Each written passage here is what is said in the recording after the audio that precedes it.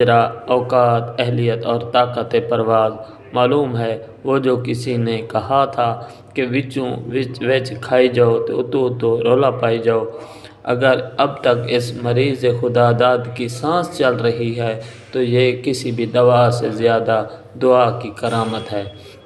بخدا آپ یا ہم میں سے کسی سے کوئی غلطی نہیں ہوئی اور نہ ہوگی۔ غلطی بہت پہلے ہم جذباتیوں سے ہوئی ہے اور آئندہ بھی ہوتی رہے گی۔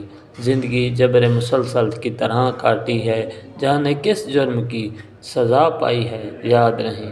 جب حالات حاضرہ لامتناہی ہو جائیں تب انہی کی کوکھ سے یہ جملہ جنم لے کر قومی نفسیات میں پیوست ہوتا ہے کہ جو ہوا سو ہوا، مٹی پاؤ آگے کا سوچو۔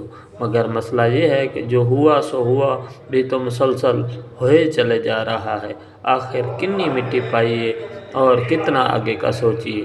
آگے بھی تو ہر موڑ پر تکلیف کے لیے معذرت خواہ ہیں، کام جاری ہے کا بورڈ لگا ہے۔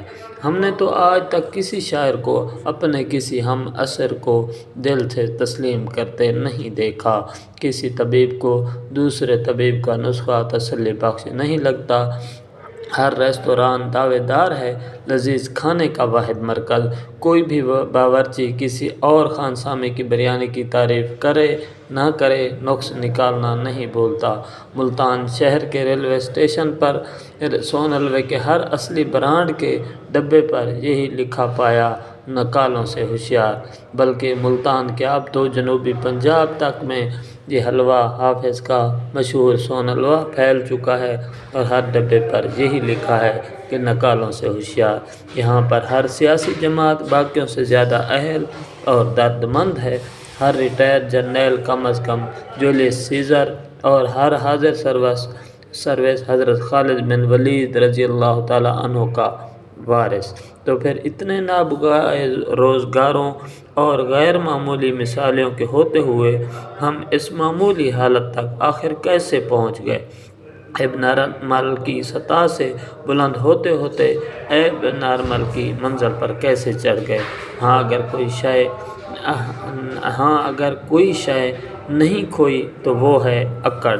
اوپر سے نیچے تک، عام سے خاص تلک سب میں مشترک ہے اکڑ۔ ہم سے اچھا کوئی نہیں اور تم سے برا کوئی نہیں، پورے کے پورے اکڑ چکے ہیں مگر اکڑ پھر بھی نہیں جاتی۔ قومی ورثہ جو ہوئی، ہر کھیل کے اختتام پر پردہ گرتا ہے، پر اس کھیل کے آخر میں پردہ نہیں گرے گا، اس پر کپڑا ڈالا جائے گا۔ میرے منہ میں خاک، شاد باد منزل مراد۔